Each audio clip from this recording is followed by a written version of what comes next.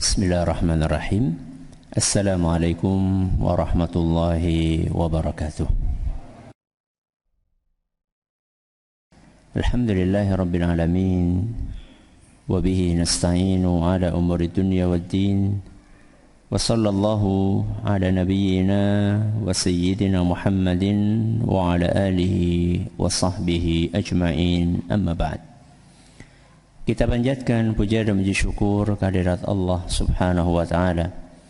Pada kesempatan malam yang berbahagia kali ini, kita kembali diberi kekuatan, kesehatan, hidayah serta taufik dari Allah Jalla wa Ala, sehingga kita bisa kembali menghadiri pengajian rutin Asmaul Husna di Masjid Manarul Ilmi di Komplek Pondok Pesantren Tunas Ilmu di Desa Gedung Wuluh Purbalingga ini. Kita berharap semoga Allah Subhanahu wa Ta'ala berkenan untuk melimpahkan kepada kita semuanya ilmu yang bermanfaat, sehingga bisa kita amalkan sebagai bekal untuk menghadap kepada Allah Jalla wa Ala. Allahumma amin. Salawat dan salam semoga senantiasa tercurahkan kepada junjungan kita Nabi Agung Muhammad sallallahu alaihi wasallam, kepada keluarganya, sahabatnya, dan umatnya yang setia mengikuti tuntunannya hingga di akhir nanti. Para hadirin dan hadirat sekalian yang kami hormati, dan juga segenap pendengar serta pemirsa yang dirahmati oleh Allah Azza wa Jalla. Nama Allah yang kita pelajari terakhir pada pertemuan yang lalu adalah apa? Al-Latif. Betul? Al-Latif. Dan alhamdulillah saat itu kita telah menyelesaikan pembahasan tentang nama itu, sehingga hari ini kita akan memasuki pembahasan nama yang lainnya dari nama-nama Allah Azza wa Jalla yang mulia. Dan kali ini kita akan membahas nama Allah Al-Fattah. Kenapa? Al-Fattah. Apa terjemahannya? Yang maha membuka. Apa Al-Fattah? Yang maha membuka. Baik, kita akan baca apa yang ditulis oleh Syekh Abdul Aziz bin Nasir Al-Jalil atau Al-Julail hafizahullah di halaman 44. Silakan. Bismillahirrahmanirrahim. قال المؤلف الشيخ عبد العزيز بن ناصر الجليل حفظه الله تعالى: الفتاح جل جلاله. قال الله تعالى: وهو الفتاح العليم.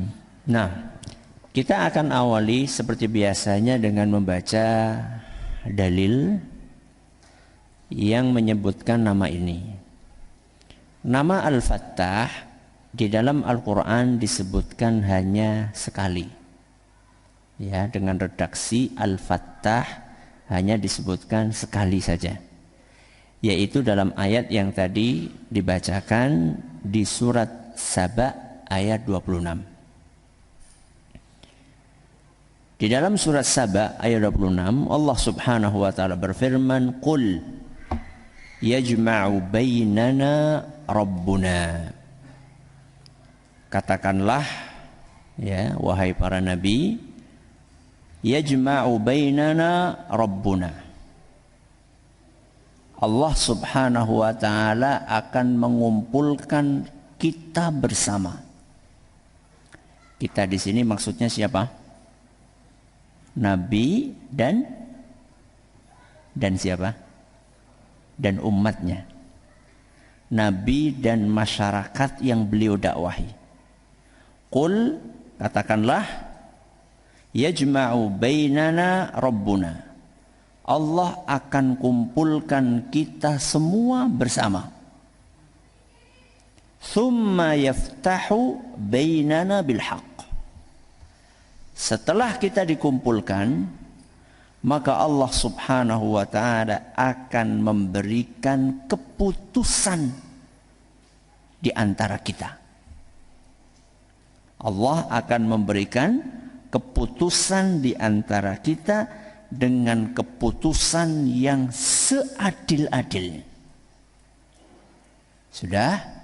Kemudian ayat ini ditutup dengan firman-Nya, wa huwal fattahul alim. Dan Allah adalah al-fattah. Terus apa yang kedua? Al-alim. Al-fattah, apa tadi al-fattah? Yang maha membuka. Kalau al-alim, yang maha mengetahui. Ini adalah satu-satunya ayat di dalam Al-Quran yang menyebutkan nama Al-Fattah. Ada ayat yang lain berbunyi wa anta khairul fatihin. Ya, ada. Tapi kalau Al-Fattah itu cuma sekali saja. Surat apa tadi? Saba ayat 26. Baik. Mari kita baca keterangan yang disampaikan oleh para ulama. Apa sih sebenarnya arti dari Al-Fattah? Iqra. Al-ma'na fi haqqillahi azza wa jalla. Al-Fattahu huwa al-hakimu baina ibadihi. Wal-Fattahu aydan alladhi yaftahu abwab ar-rizqi war-rahmati li'ibadihi. Wa yaftahu al-munghaliqa 'alayhim min umurihim wa asbabihim. Wa yaftahu qulubahum wa 'uyuna basairihim liyubsiru al-haqqa. Wa yakunul fatihu aydan bima'na an-nasir. Baik. Di sini beliau membawakan 3 makna. Berapa makna? 3 makna dari Al-Fattah. Makna yang pertama kata beliau, Al-Fattahu yang maha membuka, huwa artinya al-hakimu baina ibadihi. Artinya adalah yang memberikan keputusan untuk para hambanya. Yang memberikan apa? Keputusan. Al-hakim. Yang biasa kerja di pengadilan itu namanya apa? Hakim. Ya, jadi Allah itu adalah al-hakim yang memberikan keputusan. Ya. Yang mengadili di antara para hambanya. Itu salah satu maknanya. Ini makna yang pertama. Apa makna Al-Fattah? Yang memberikan keputusan untuk para hambanya. Dari mana makna itu diambil? Dari ayat yang tadi. Tadi kan di ayat 26 dari surat Saba kan Nabi disuruh untuk bicara kepada siapa? Kepada masyarakatnya. Ingat, kita semuanya nanti akan dikumpulkan di tempat yang sama, di padang yang sama, di padang mahsyar. Kemudian nanti Allah Subhanahu wa taala akan memberikan keputusan di antara kita seadil-adilnya. Sungguh Allah itu Al-Fattah dan apa tadi? Al-Alim. Dari ayat inilah maka para ulama menafsirkan Al-Fattah dengan yang memberikan keputusan. Loh Ustaz, apa hubungannya maha membuka dengan memberikan keputusan? Ya hubungannya jelas sekali. Yang maha membuka apa? Maha membuka kebenaran. Ketika sudah diputuskan akan ketahuan siapa yang benar, siapa yang salah. Kenapa demikian Ustaz? Karena umat yang didakwahi oleh para nabi dan para rasul, ada enggak yang ngeyelan? Yang didakwahi oleh para nabi dan rasul, ada enggak yang ngeyelan? Ada. Yang berusaha untuk mempertahankan kebiasaan, adat istiadat, pemahaman yang mereka wariskan dari nenek moyangnya, ada enggak? Banyak. Ya. Abu Jahal, sinten lagi? Abu Lahab dan kawan-kawannya DKK, ya, dan kroni-kroninya. Mereka menganggap bahwa kami yang benar. Ya. Kamu yang salah. Kata mereka kepada siapa? Kepada Nabi kita Muhammad SAW. Ya. Bahkan Rasulullah SAW sudah mendatangkan begitu banyak bukti, begitu banyak dalil yang membuktikan bahwa apa yang beliau sampaikan itu benar, tapi mereka tetap ngotot pokoknya. Nah, habis ketemu karo apa? Pokoknya ya. Pokoknya kami yang benar. Nah, kalau sudah seperti ini, maka keputusannya kapan? Di hari kiamat.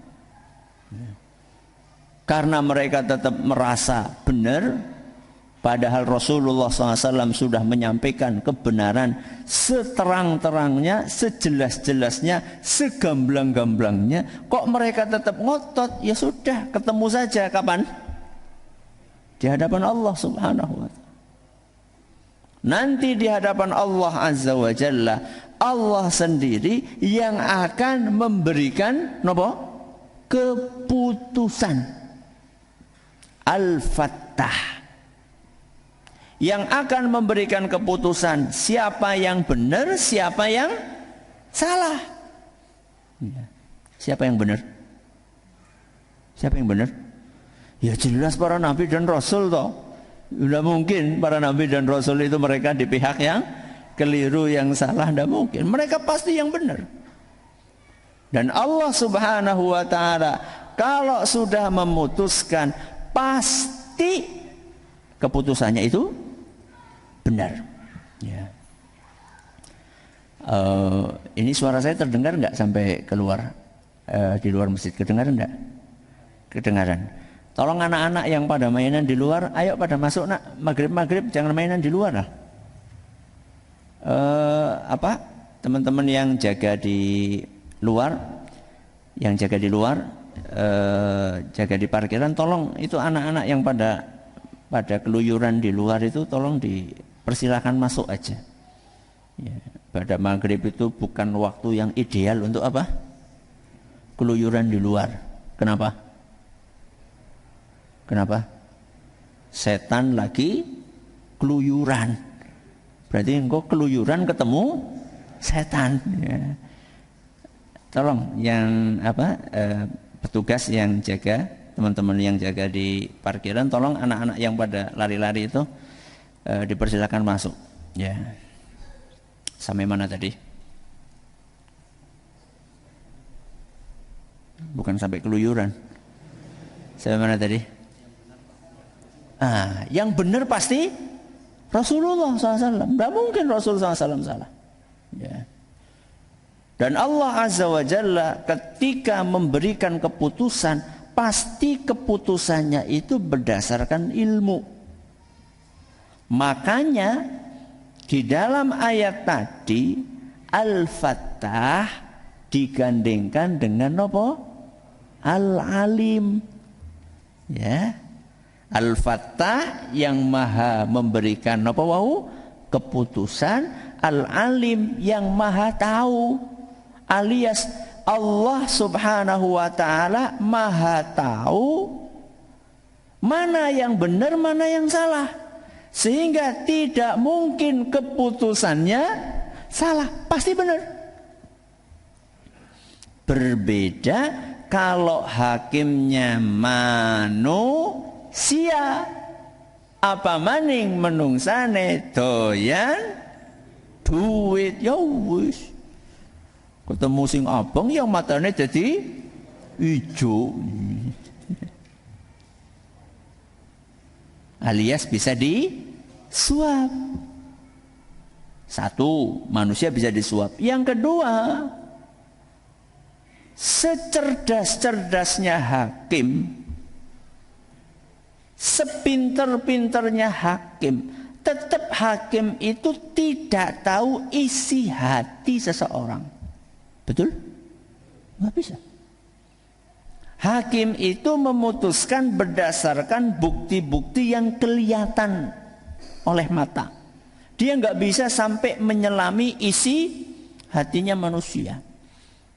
Sehingga sangat mungkin keputusan hakim, walaupun dia itu nggak bisa disuap, sangat mungkin keputusan yang dia keluarkan salah. Mungkin? Mungkin.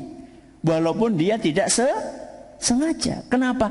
Karena pengetahuan dia, ilmu dia itu terbatas. Berbeda ketika yang menghukumi sinten? Allah Subhanahu wa ta'ala. Ini makna yang pertama. Apa tadi makna yang pertama? Yang maha memberikan keputusan, ya, seadil-adilnya. Baik. Makna yang kedua, apa kata penulis? Al-Fattah, yang maha membuka, aidan juga, alladzi yaftahu abwabar rizki warahmati liibadihi. Maha membuka juga berarti maha membuka rizki dan rahmat untuk para hambanya. Yang maha membuka rizki dan rahmat untuk para hambanya. Makna yang kedua ini yang umum dipahami oleh masyarakat ketika dengar kata Al-Fattah. Mulai lagi pengen duit akeh, ya Fattah, ya Fattah, ya Fattah gitu ya. Padahal sebenarnya Al-Fattah itu bukan cuma melulu masalah duit. Ya. Nanti kita akan jelaskan. Jadi Al-Fattah yang maha membukakan napa wau?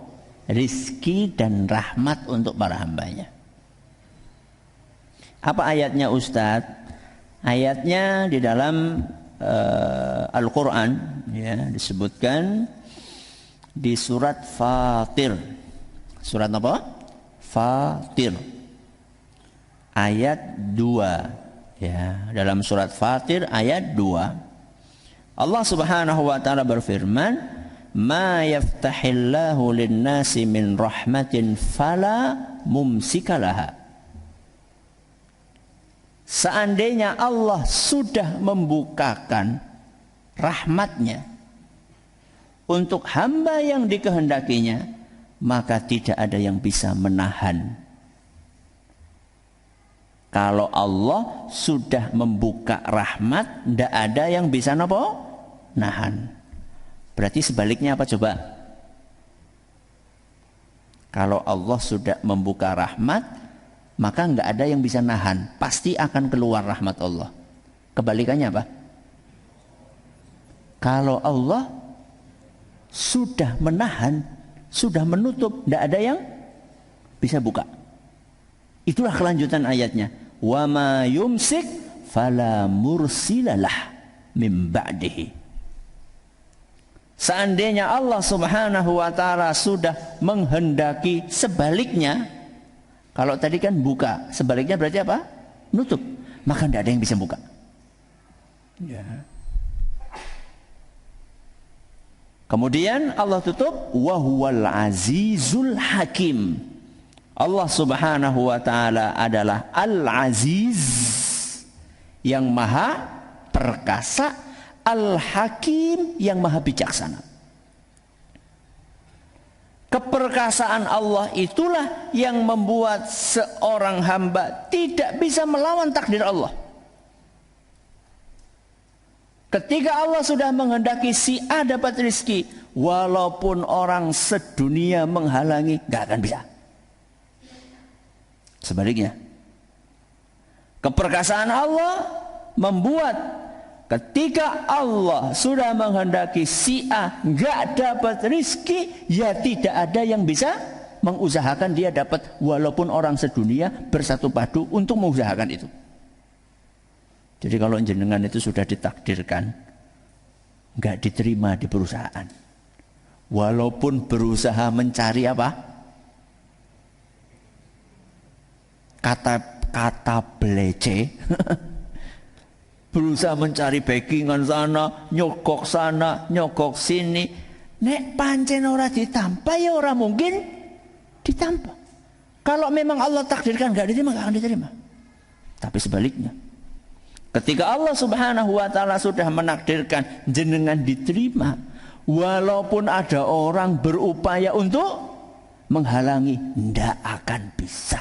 Itulah keperkasaan Allah. Al-Aziz, terus yang kedua apa tadi?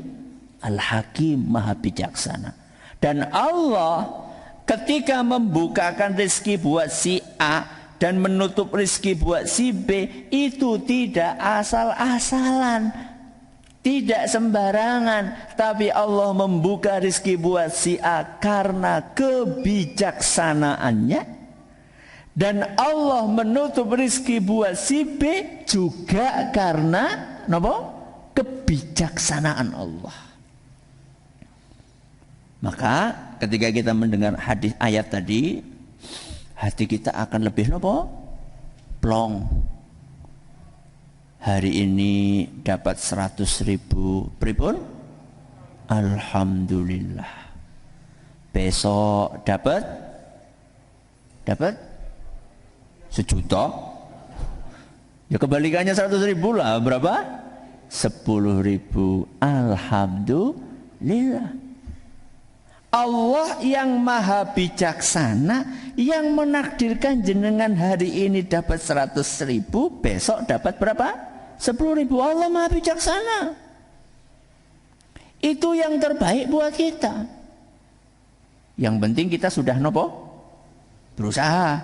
Ya, yang penting kita sudah berusaha. Jadi Al-Fattah, makna yang kedua, yang maha membuka nopo? Rizki. Ya. Dan juga yang maha membuka rahmat.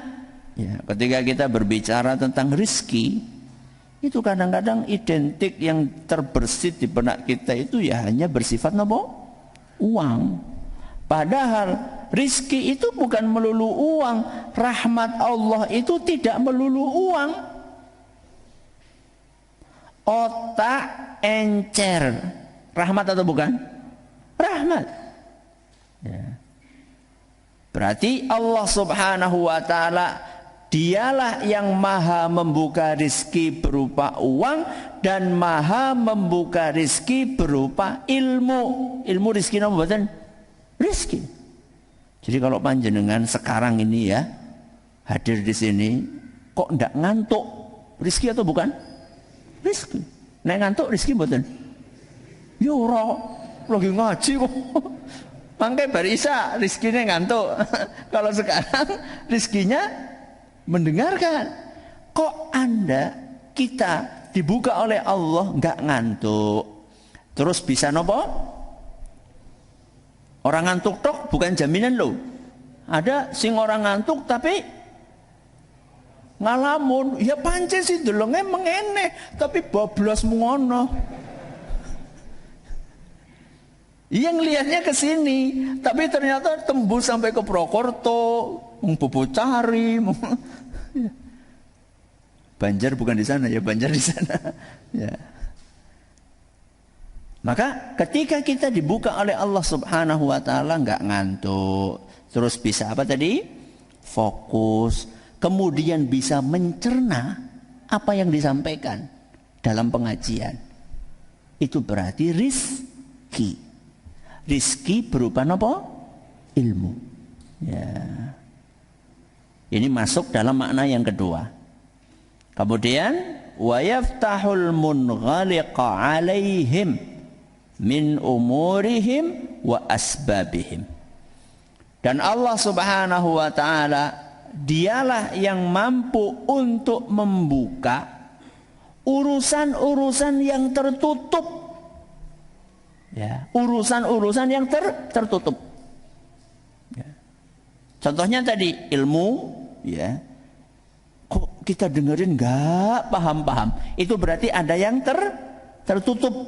Ya. Di dalam benak kita ini, dalam otak kita ada yang tertutup. Kita minta kepada Allah. Ya Fattah iftahli. Ya Fattah iftahli. Ya Allah yang maha membuka, bukakan untukku. Bukakan apa? Yo semuanya yang baik-baik. Bukakan untukku pemahaman. Ya. Makanya doanya Nabi Musa apa ya? Rabbi syrahli ya.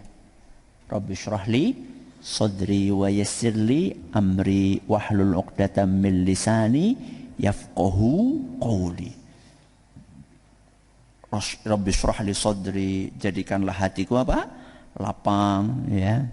Jadi minta kepada Allah supaya hati kita dilapangkan, otak kita dilapangkan, pemahaman kita dilapangkan oleh Allah, sehingga ilmu-ilmu yang disampaikan itu akan masuk.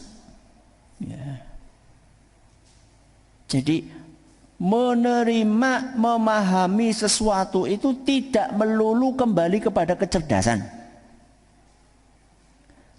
Seseorang bisa memahami ilmu yang disampaikan itu tidak selalu karena faktor kecerdasan. Kecerdasan itu salah satu faktor, tapi bukan satu-satunya faktor. Faktor yang lain yang akan membuat seorang faham adalah kebersihan.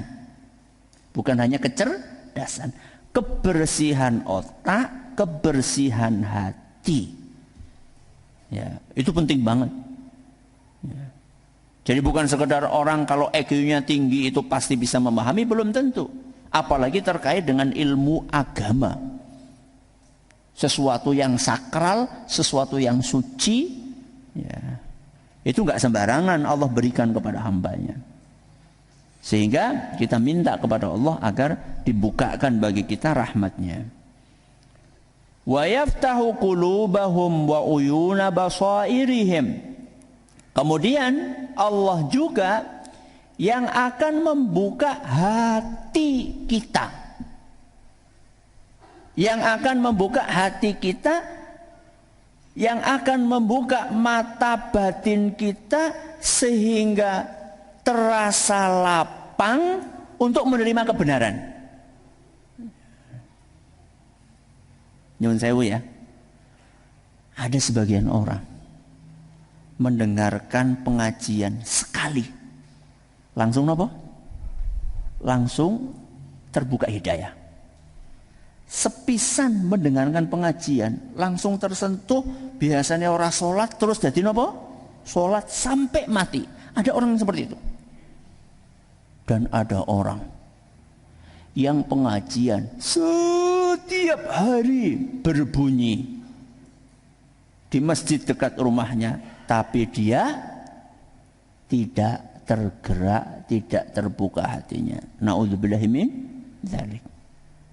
Ya. Ada enggak masjid yang setiap hari ada pengajian? Wonten? Ada. Dan suaranya diapakan? Dikeluarkan, semua orang bisa dengar. Mestinya kalau semua orang bisa dengar berarti setiap hari kan dengerin apa? Pengajian. Tapi ternyata dari sekian banyak yang mendengar suara pengajian itu, yang kemudian terbuka hatinya menerima hidayah, ternyata tidak semuanya. Ya. Siapa yang bisa membuka hati seseorang untuk bisa menerima kebenaran? Sinten? Allah. Kenapa Allah? Karena Allah Al-Fattah, yang maha membuka. Ya.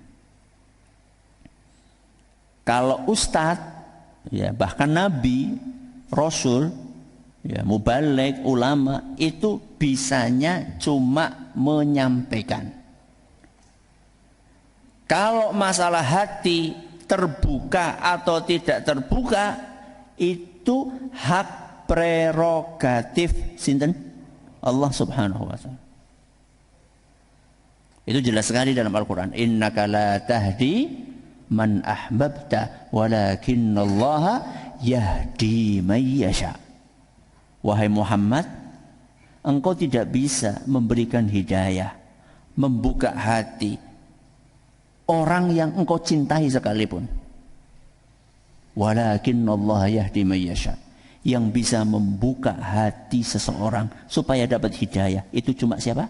Allah Subhanahu wa taala, yang Dia kehendaki. Ini ayat diturunkan, salah satu sebabnya adalah karena saat itu Siapa? Sinten? Paman Rasulullah SAW. Siapa itu?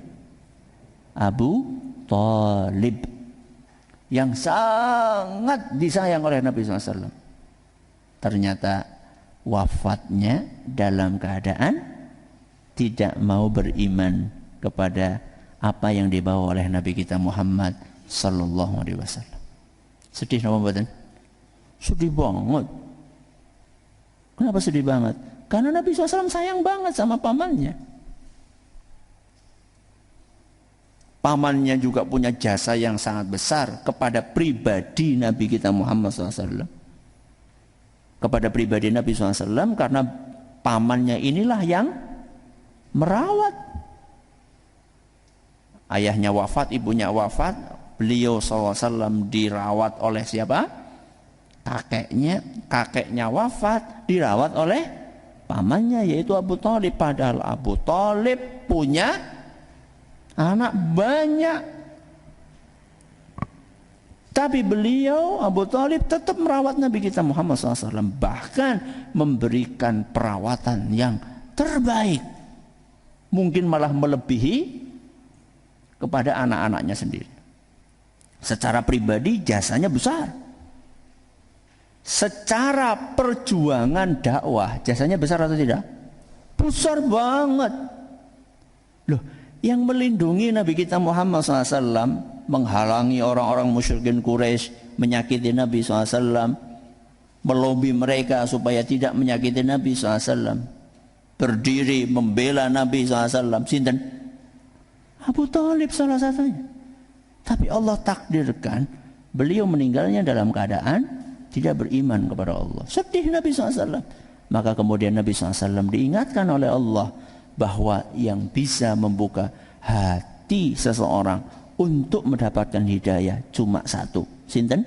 Allah. Karena Allah adalah Al-Fattah, yang maha membuka. Ya. Makanya para nabi itu diantara doa yang biasa mereka panjatkan, Rabbana ftah bainana wa baina qaumina bil haq wa anta khairul fatihin. Ini dalam surat Al-A'raf ayat 89. Bismillah.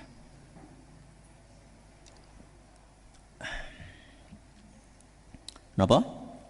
Surat apa bawah? Al-A'raf ayat 89. Mereka di antara doa yang mereka panjatkan, Rabbana, wahai Rabb kami, iftah bainana wa baina qaumina bil haq. Ya Allah, bukakan hati umatku, ya, supaya mereka bisa melihat kebenaran. Wa anta khairul fatihin. Sesungguhnya engkau wahai Rabbku adalah sebaik-baik yang bisa membuka, ya, sebaik-baik yang bisa membuka, yaitu Allah subhanahu wa ta'ala. Ini salah satu makna ayat ini, ya, salah satu makna ayat ini. Baik, kemudian yang ketiga, kita ulangi. Apa yang pertama tadi? Maha memberikan keputusan di antara para hambanya. Yang kedua, maha membuka rizki dan rahmat untuk para hambanya. Yang ketiga, wa yakunul fatihu aidan bi ma'na nasir, yang maha menolong. Yang maha menolong, ya, an-nasir, yang maha menolong. Ini makna yang ketiga. Dalilnya ayat yang tadi terakhir saya baca, surat Nabawi Al-A'raf ayat 89. Salah satu makna Rabbana ftah bainana wa baina qaumina bil haq adalah, ya Allah, berikan kemenangan untuk kami menghadapi kaum kami. Wa anta khairul fatihin. Sesungguhnya engkaulah sebaik-baik yang memberikan keputusan atau memberikan kemenangan.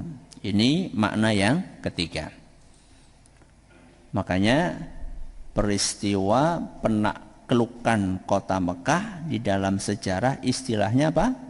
Fathu Makkah. Fathu.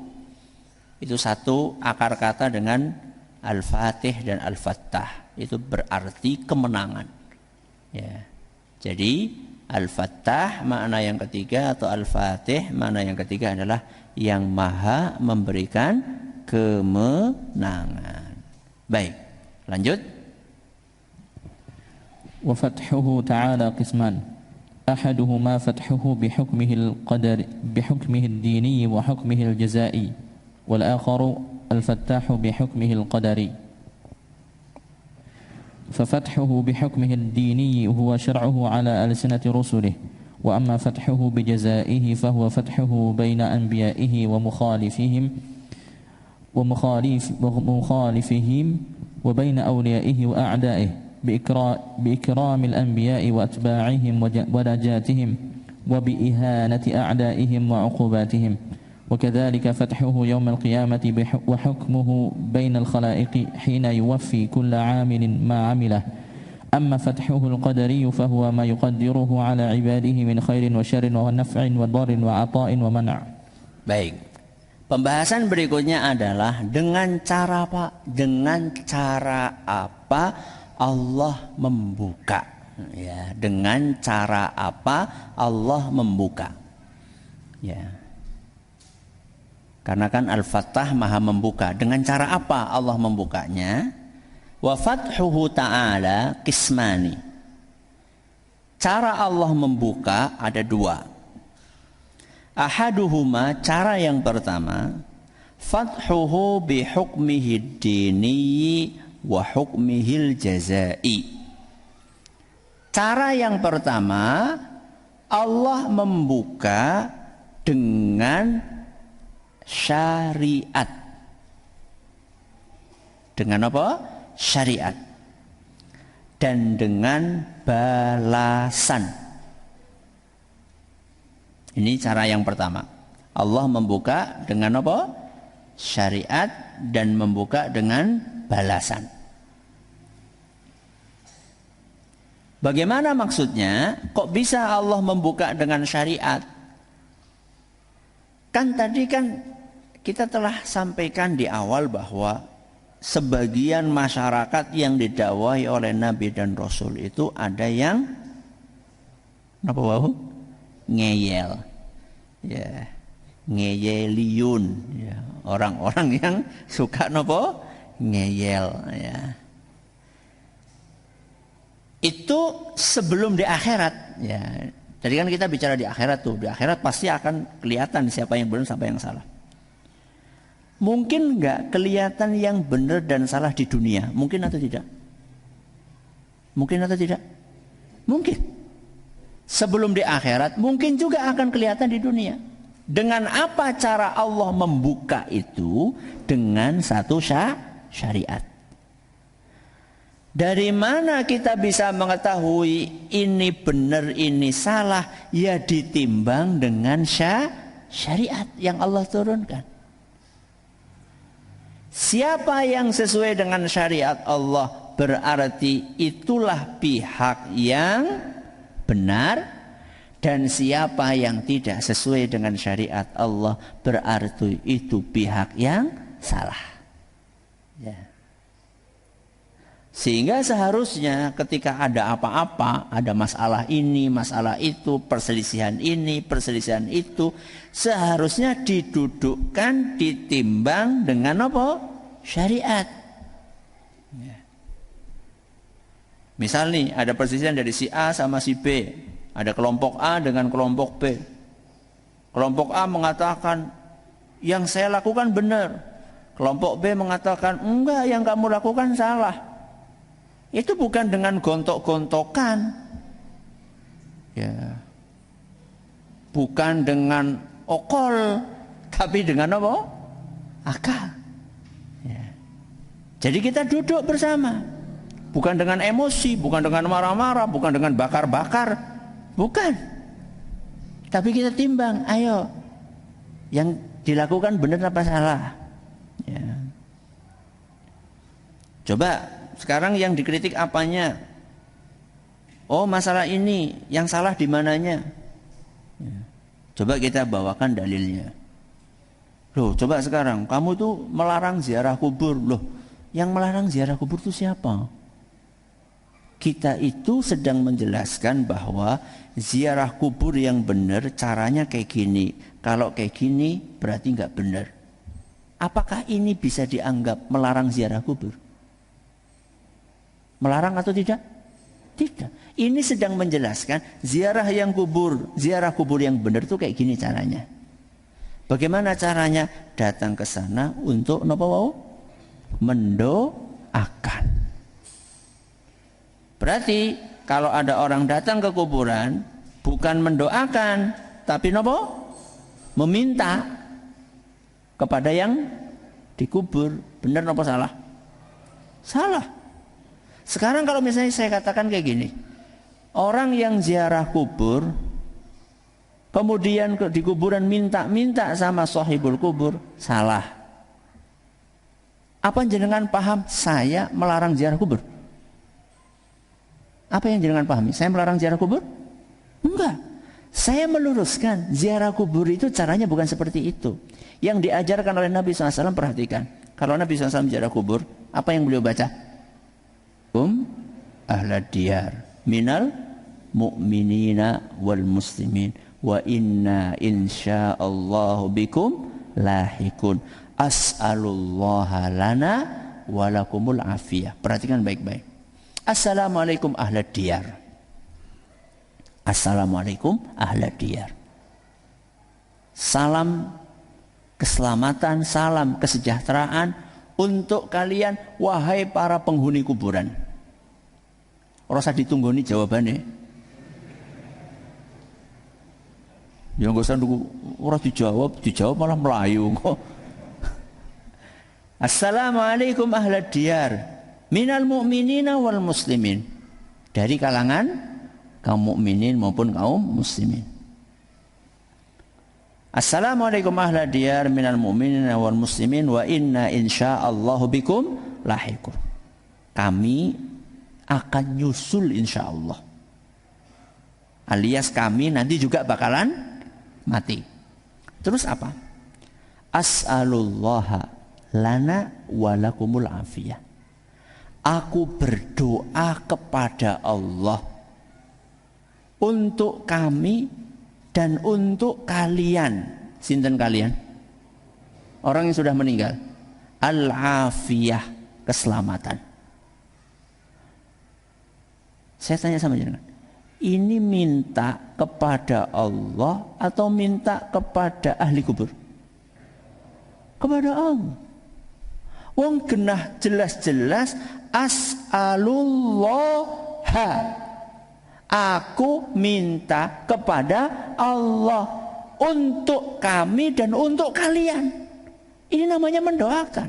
Loh, kalau misalnya ada orang datang ke kuburan, kemudian dongane mbah, jaluk nomor mbah.